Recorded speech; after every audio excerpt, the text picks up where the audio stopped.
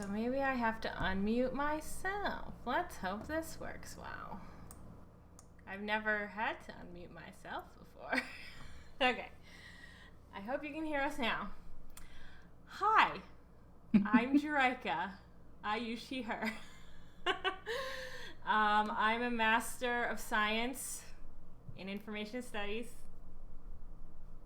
And also I work as a STEM librarian. STEM is science, technology, engineering, and math. I have a family history of science. My father was a chemist and my mother was a teacher, but also trained as a botanist for maybe some length of time. So I grew up in a science household. But I'm not the star of this show. Oh. Fido is. Fido, tell him about you. Hi, I'm the drunk phytologist, or Dr. Fido now. I just finished my PhD, holy crap, in plant molecular biology. I know, it's been so long. I also had a pretty big STEM background.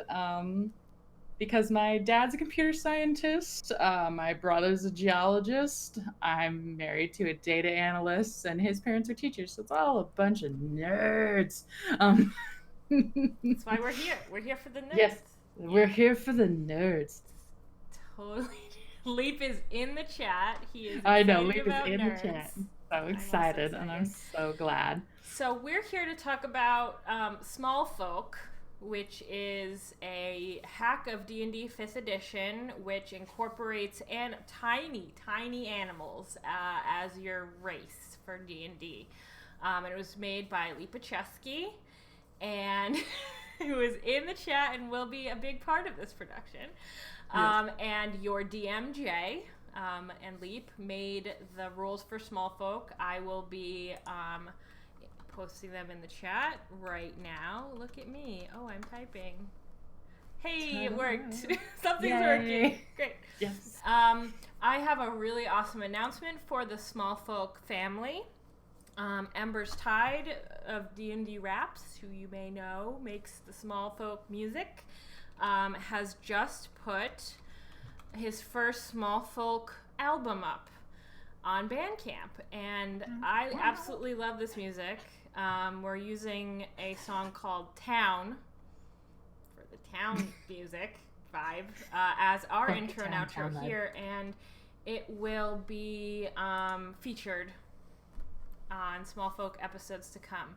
Some other great tunes on that album: Cave, and also Forest, and things like that. So go check it out. It's really a great boppers of instrumental music, instrumental digital music. It's fun stuff. Check it out. Anyway. Yeah.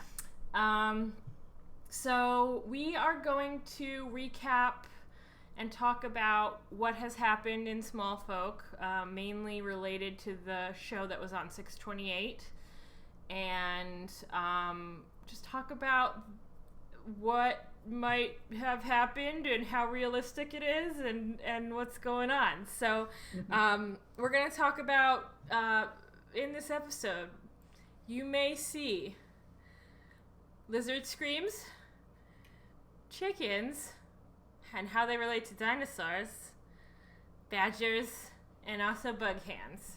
So stay tuned for all of that nonsense. Shall we start with lizard screaming? Oh, absolutely. So at the beginning of the episode, Leap had asked Ooze the Muse, who is playing our proud scale druid, Akka, who's probably the size of an anole lizard, gecko, or salamandavishmul, to make a sound of distress. And I wondered to myself, how accurate is this sound of distress? Because Ooze's version was kind of something like this. Ah! Yes. So Jureka is going to play a version of it for you that I found of a gecko screaming. I have a clip. Let me play this clip. I'm going to roll the clip. Thank you to Mama Boots 2008 on YouTube. We're going to play a very small portion of this, so please don't sue us. Are you all ready to hear the Gecko Scream? I hope this is going to work. I hope so too.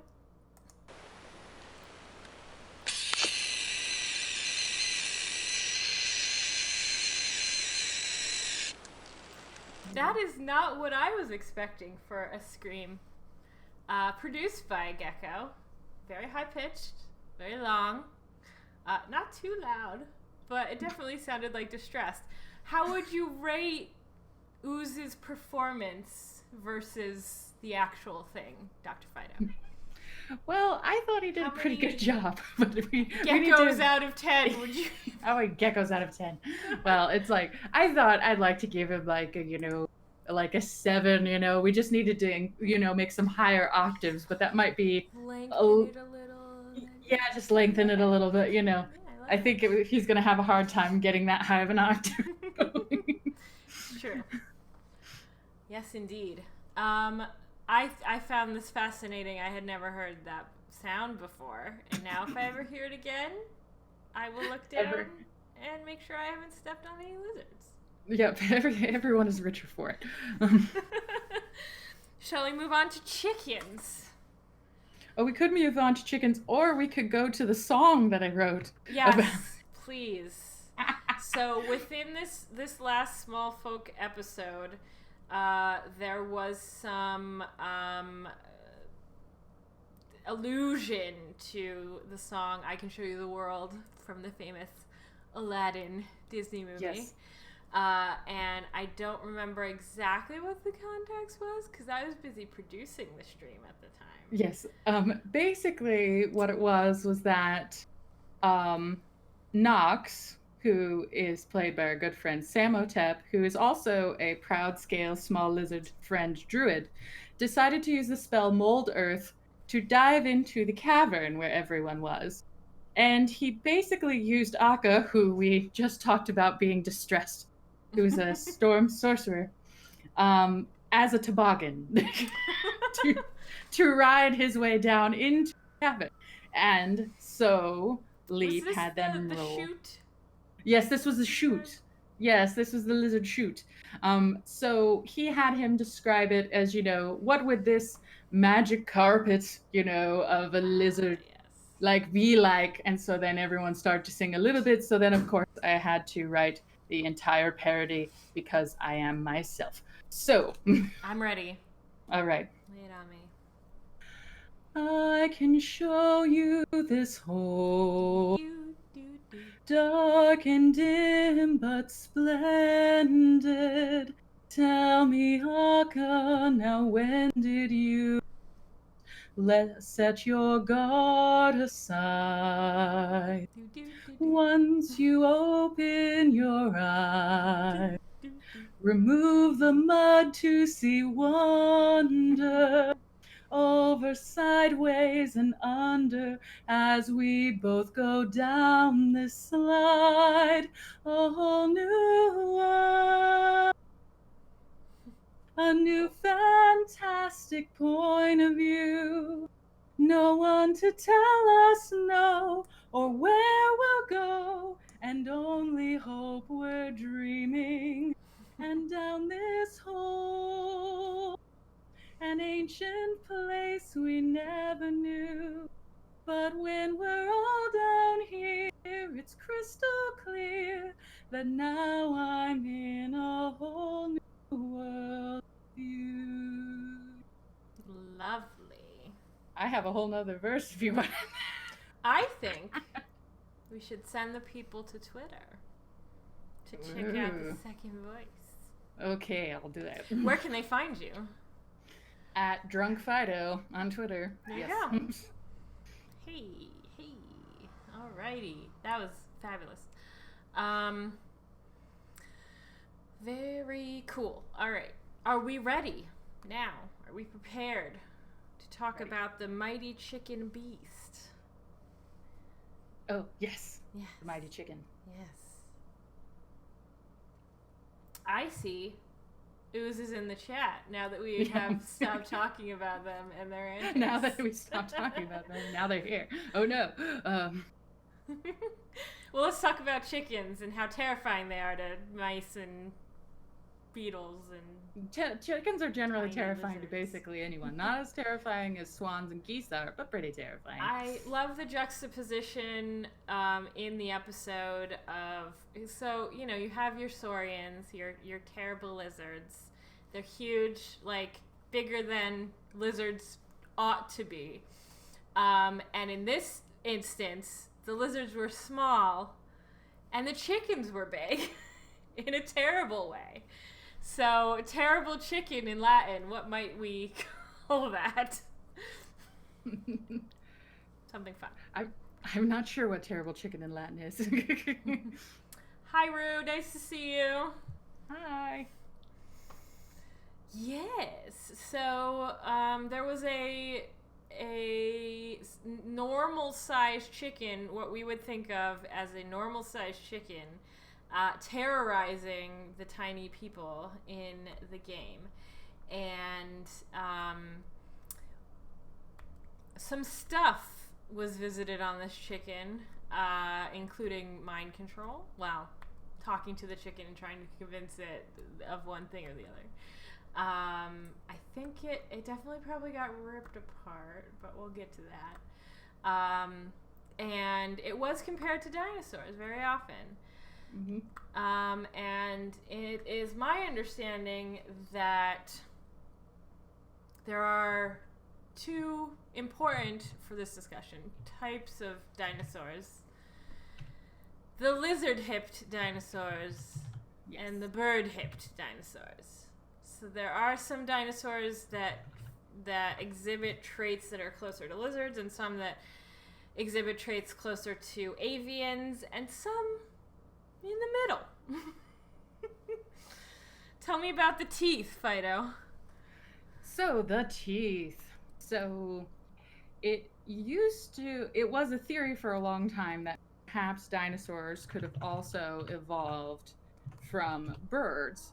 But there was sort of this, well, they're lizard-like and all this other stuff. But I actually was at the Science Museum today, and especially dinosaurs which are more like a Plesiosaurus or Platysaurus, which are more duck-billed in ways, is you see that over time throughout evolution, I will go sideways like this, the teeth would migrate from the front towards the back and became more grinding teeth, versus the front would flatten out. And that's still true for any of the waterfowl that we mostly see with sort of flat bills. Now, like ducks? Like ducks? Like ducks. Yes, we'll tap I'm gonna go ahead and Google duck teeth and terrify our audience. Let's see. Oh, yes. Well, yeah, so they have some back areas in their mouth. Yeah. I also found a picture of someone who drew a T-Rex as if it had feathers, and it makes me happy. Anyway. So, yes. So these grinding teeth just became smaller and more minimalized over time because now they sort of are straining feeder. Now, if you were a raptor, for example, and so not just a velociraptor, but as a raptor as in a bird. So these are our predatory birds, eagles and hawks and those sorts of things, is that those teeth, if you say we're looking at a Tyrannosaurus Rex, are very close together and were used to sort of grab and tear. And so those over time became fused. And so it's very kind of easy to see how that this beak would kind of become fused, so that now if you look at an eagle beak or a hawk beak, those teeth don't even really exist anymore. They're now just all one solid bone, basically. Fascinating. I know there's one right here. I'm trying to figure out which. That's a kitten. Which dinosaur this is specifically. can buy this image if you want. Anyway, there's this beaked dinosaur. This is the one I always envision. So, and we were also, we're going to get to that chicken in a minute, folks. I've completely lost my train of thought. Oh, Chickens. yes.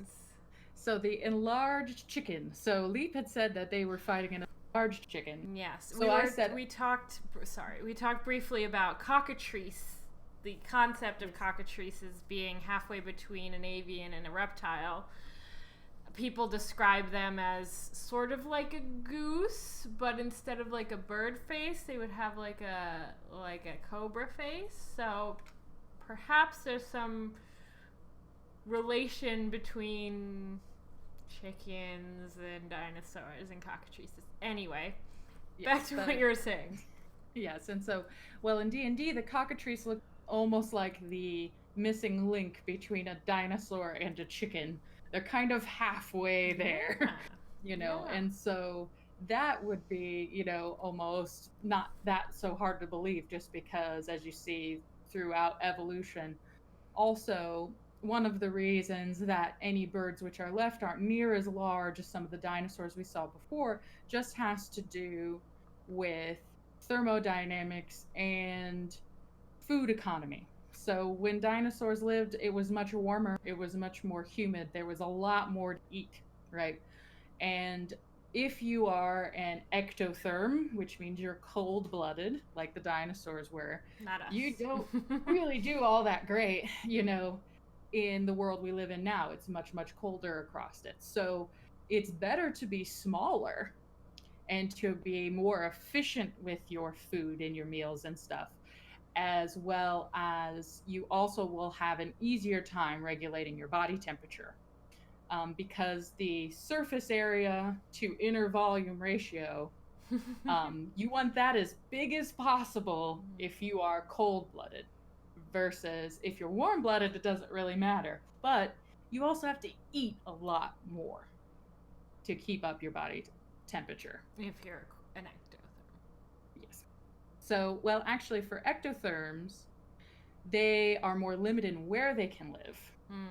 And so they're more using the environment to help regulate their body temperature, but that also regulates their metabolism.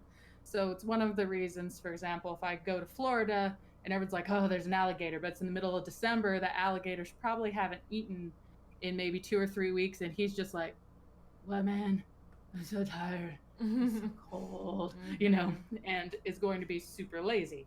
Versus as the temperature gets warmer, his metabolism speeds up and he has to eat more. Versus, and the opposite of an ectotherm is an endotherm? An endotherm, that's right. I remember things sometimes. Yay, and so that's us. So we can maintain our body temperature, which means we can live in many different places, but we also have to eat at a more consistent schedule. Unlike a lizard or a crocodile where I could just pig out 1 week and not worry about it next month. That's not really an option for mammals, for example.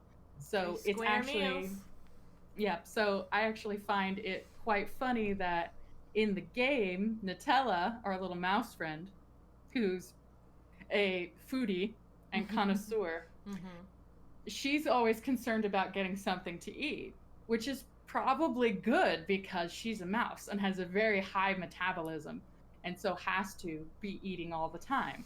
Versus Nox and Akka are lizards, and so they weren't really worried about it. No, they just wanted to hang out at the party. Yes. This was probably on accident, but I kind of love it anyway. Yeah, it's very good. We have on screen now a very special chicken guest. Fido, can you tell the people about Brahma? Yes. So since Leap said that we were fighting an enlarged chicken, I decided to go look for the largest chicken breeds. And one of them happens to be a chicken called Brahma. And so for all of you, we're all C-Team fans, right? Fans out there you go. Yeah. Maybe not as beautiful, maybe not as blonde, maybe not with as good guitar skills or wore loot skills as the Brahma we know and love, but still a giant chicken. So there you go. And apparently terrifying. So that's all on brand. So, that works well for me. Alrighty. I know there's some other things related to chickens that we should talk about. Oh, we were talking about the undercarriage of chickens that came up. So someone might have your DMJ, which is my DM, suggested that the chicken should receive a roasting to its asshole, but chickens don't have that. No, they don't. They have instead something else. A cloaca. Ooh, like a dolphin? Like a dolphin, and actually like our lizard friends too. Oh, it's efficient. There is one hole for everything. Yes. So if you're gonna if you're gonna aim your lightning spell at something, go ahead and aim for the cloaca. Why not? So there's your cloaca. So unfortunately, that particular exhaust vent, there's only one, so as I said, easy to find. Unfortunately, our friend Akka got to wake up to looking right up at it, but some days just aren't in your favor. Yeah. It was a rough day, I think, for the small folk yesterday. I think it was too. Shall we talk about badgers now? Yes, let's talk about badgers. So I am not entirely certain what species of badger. It's a stone badger. Stone badger. It's a special badger for the special small folk badger. A large badger. Perhaps large. The largest badger. Yeah, perhaps the largest. From what I could tell, sometimes European badgers were called stone badgers, so I was going with that, at least for now. And so I just want to let everyone know as well, it's important information. I am a Hufflepuff. And so I must say badger pride. Row row. It's very important. I don't know if you're a Hufflepuff or not, but I am. I'm pretty sure I'm a Ravenclaw, but I can't remember. Well, you're wearing the right color for Ravenclaw, so. Oh, I am. Oh gosh, good for I didn't you. even mean it. Yeah. So what I wanted to know is because Grindrock's particular powers, he is playing a barbarian, but when he decides to rage, lightning comes off of him, and he also has lightning capabilities. And so I wanted to know, could an electric badger work? It's a very good question. So I went ahead and I looked up, in real life, the closest thing we have is an electric eel. So I went ahead and looked up an electric eel. These are freshwater eels, but they're actually more closely related to catfish than an actual eel, common eel. And I found out that they do have a special organ called an electrocyte, which I think our badger friend could have. Electrocite? CYT. CYT, okay. Yes. It has about in the front? Is it in the middle? Is it in the It's back? actually across their whole body. It fills about 80% of their body. Well, they have one job and they know how to do it. Exactly. It's made of about 6,000 cells. Oh my goodness. And it works kind of like a neuron does, where certain ions rush in on one side and rush out of the other. And so because of that, it can generate 600 volts, which is enough to knock a horse down, and could light 12 light bulbs at once. Oh my goodness. Kind of interesting. And is 5 times stronger than if you decided to be dumb and stick a fork in an electric socket. So I think an effective weapon.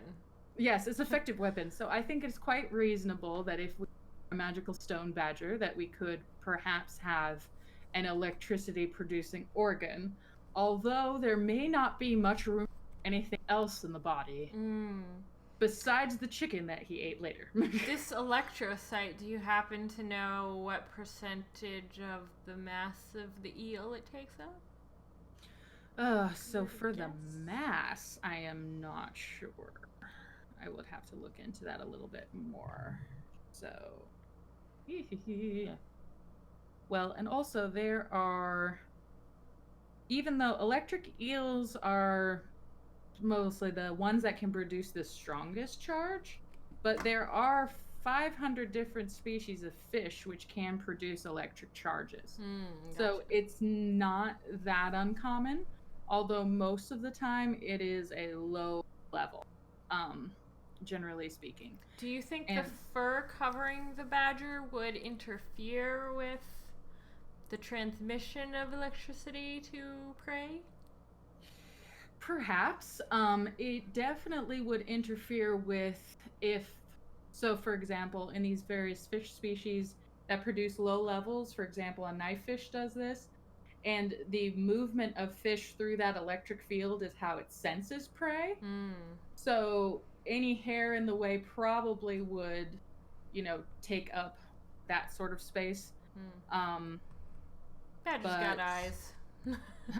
yeah, but he's got eyes, so it's like, okay, so if Grindrak was like an electric eel, basically what it would be that all of his organs would be shoved up like here, and everything else would be this particular, organ just filling the rest of the space, and all the other organs are crammed up in like this small area.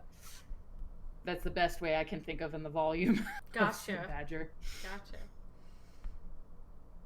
Awesome. That's good. Sorry, I'm seeing that these levels boobs are too big. So like the top third or so. Yeah, the top third or so of the body. Yep. Maybe even a little bit less. So. Good stuff. Alrighty. Yeah. Oh, and we were going to talk about millipedes too. Yes, that is in our final section. Oh, sorry. On bugs. I got ahead of my time. Never mind. But we have to make sure we are done talking about badgers. Okay. Make sure. Do badgers eat chickens? That is not a common prey item, but I think given the opportunity, they I know they eat, eating millipedes is actually one of their jams that they could do, as well as other worms and plant matter and berries and seeds and nuts. But they will also eat eggs, and other small things they can get their claws on. So perhaps given the opportunity, that they would probably take a chicken, especially if it was wounded or something like that. I don't know if it would be this epic of a battle to the death, but it could be fun. Commonly when kaiju battle, probably not. Yeah, kaiju battle, right? With the Brahma chicken. But so there is also commonly there's sort of this misnomer that foxes kill chickens. Almost always when like a fox is going into like a hen house, it's to steal eggs. Because they're kind of lazy. It's easy prey and it's high in nutrients. What's the problem, really? Yeah, or grab like chicks, but it's like, fighting a big chicken is like, but I could also do this and not that hard. So I would say in that case, Smoltalk represented this idea very well, because a chicken might actually present kind of a scary foe for animals smaller than foxes, even very, very, very small compared to foxes. Oh, definitely. So I think Leap the DM chose well the foe. Oh, absolutely. And chickens are known to defend themselves against snakes, against liggers. They will kill themselves, and sometimes consume smaller prey like that, or at least get rid of them because they see them as a threat. Chickens do eat millipedes at different times. So Knox using speak with animals to convince the chicken to eat millipedes was really clever. I thought that was a great touch. Yeah, that was a great touch. But yeah, and even if you are larger, like for example a badger or something like that, you don't necessarily fight a big bird because if any injury to you is going to affect your ability to hunt and take care of yourself later, you don't necessarily have the resources or the time to wait and heal and all these other things when you have to be, putting your energy into something else. And so we call that a reduction in fitness. So how fit something is not only, just being like lean and in shape, but ability to care for oneself, find shelter, find food, and using all of your resources well. And any sort of injury, even if it's a minor one, is going to affect that ability, especially in a place where maybe resources aren't abundant or competition is really high. So there's a lot of this risk reward sorts of things. So even Leap saying that with the Badger clan that they would hunt these things together, that is also makes a lot more sense too, because you will see in the wild packs of animals going after large prey because they can use teamwork to get that greater reward and reduce individual risk.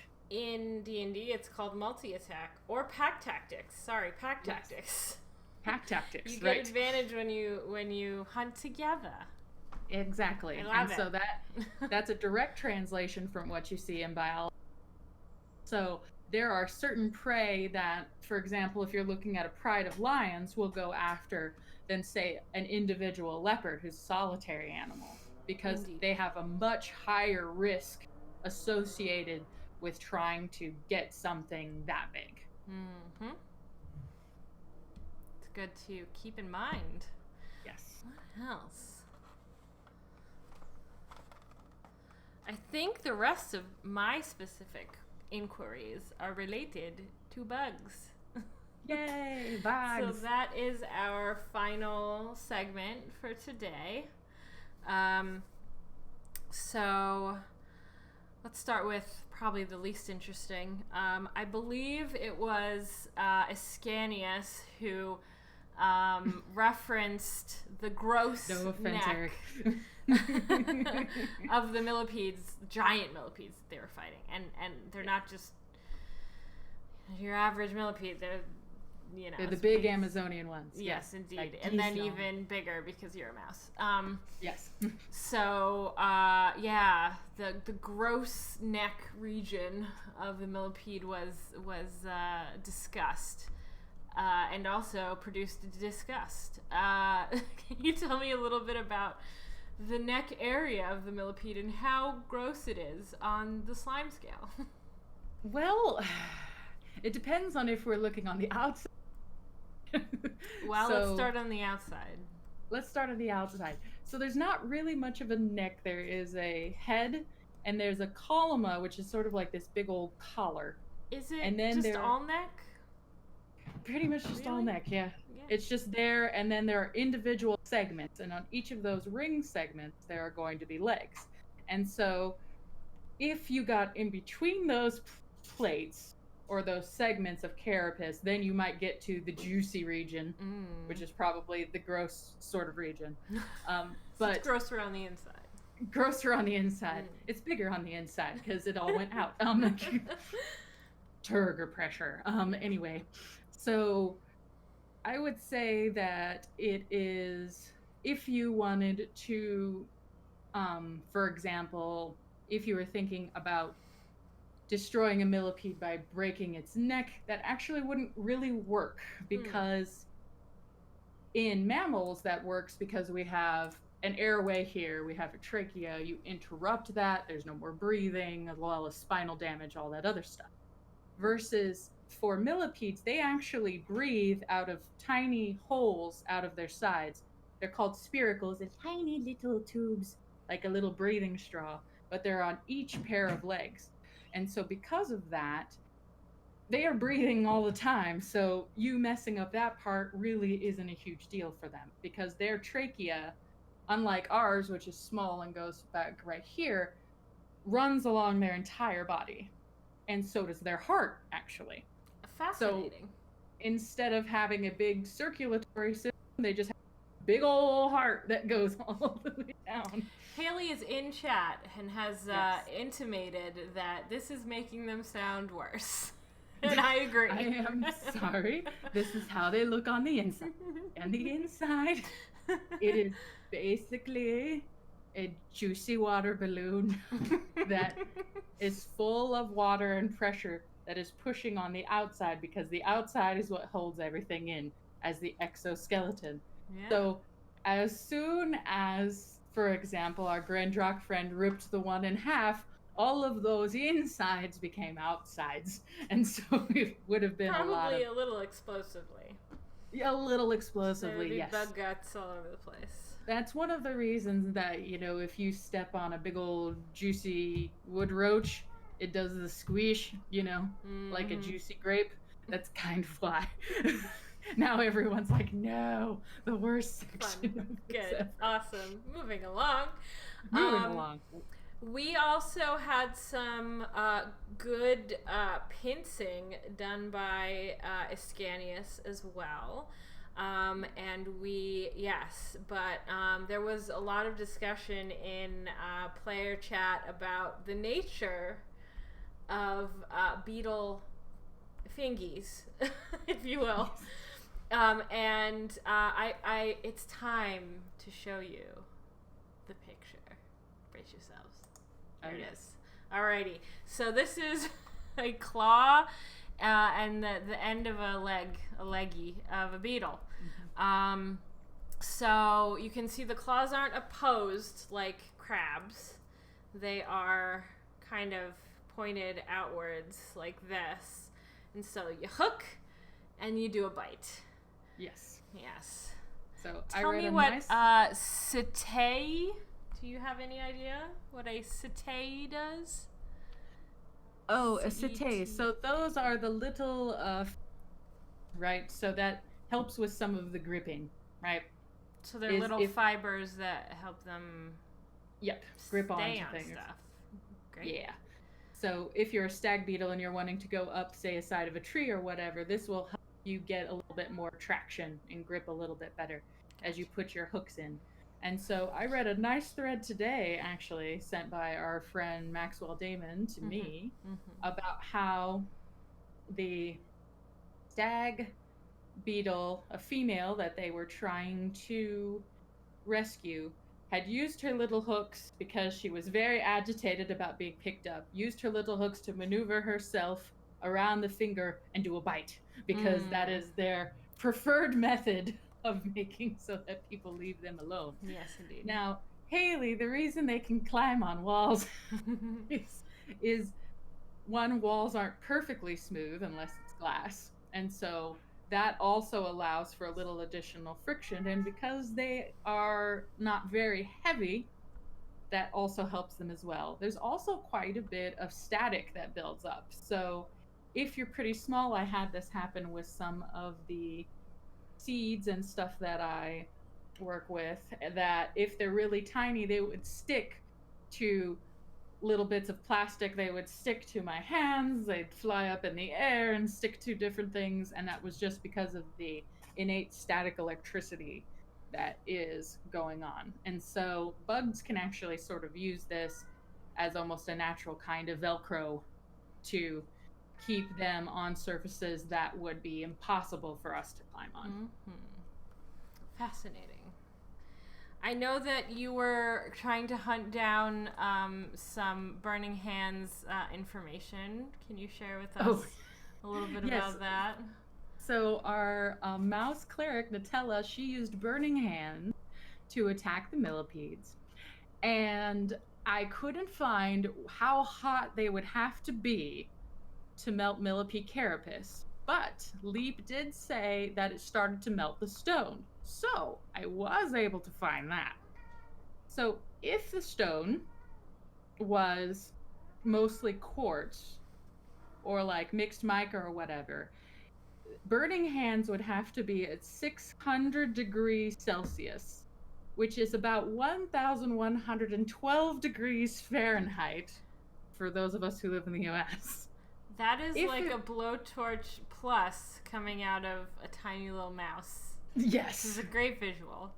Yes, it is a great visual. And if we wanted to make everything molten, so this is the approximate temperature where all minerals become lava, is 1200 degrees Celsius, which is 2192 degrees Fahrenheit. Oh my goodness.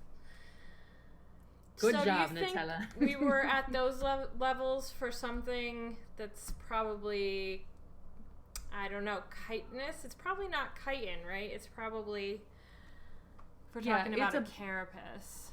Yeah, well, the carapace is made of mostly chitin, so it is a type of... That's right. Yeah! It is a type of protein lattice. But if we say mostly carbon, it was probably a little more than 600, but not terribly more, you know. So 600 degrees Celsius. Celsius, okay. So that would still be over 1,000 degrees Fahrenheit.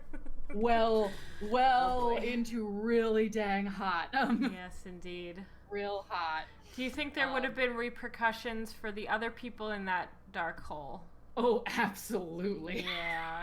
It would have been roasty toasty for everybody, I think. Yeah, so it being that localized, even if you consider like a forge, for example, can get incredibly hot, just the ambient temperature in there would be very uncomfortable, especially for anything that was endothermic. So all our warm-blooded friends, actually probably our proud scale friends, would not be as uncomfortable, but still uncomfortable. It's pretty dang toasty. Nutella herself should have been vaporized on the spot, but we won't worry about that. Magic is important to remember. Magic is important. It gives you plot armor against physics. It's true. So. Yes. I will switch us back to this view for a moment while I bring up this lovely artwork of the T-Rex, chicken T-Rex. I would like to know who made this artwork first. Let's see if I can find that. One moment, ladies and gentlemen. So it should be Murata who did this one. Okay. Let me put this on screen and we will talk us out while we look at this. So early in the episode we talked about boids, avians, and sauropods.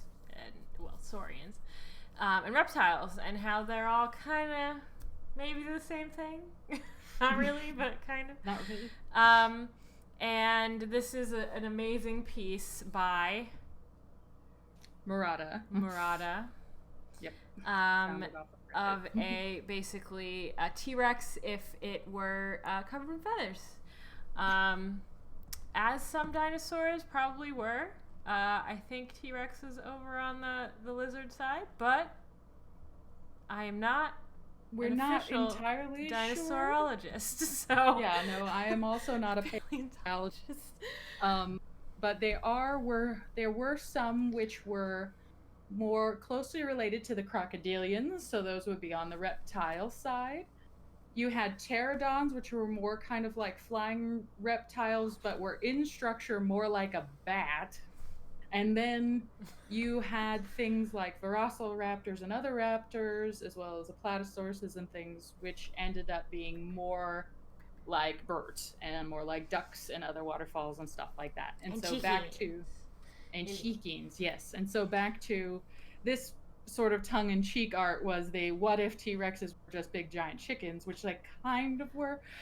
I like it, but we talked a little bit about the beak area and how you can see in some dinosaurs there is a pretty specific area for that, and it's possible that T-Rexes had that, but I haven't actually seen anybody depict a T-Rex with like a more of a beak type area at the front, with some got hardened material in the area there. Yeah, so I assume they haven't found that in fossil evidence.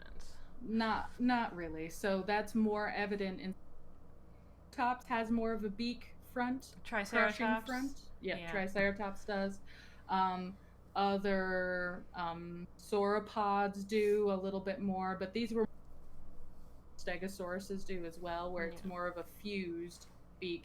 And you can see that the teeth had started to migrate from the front towards the back. And so then you got those little grinding teeth, which have gotten more minimal over time, depending on feeding habits. Indeed. Alrighty. Well, that's been your dose of science content for small folk. Sure. This has been Smoltalk. I hope you've had a lovely time hanging out with me. I'm Jerika, and this is Dr. Fido. Hey.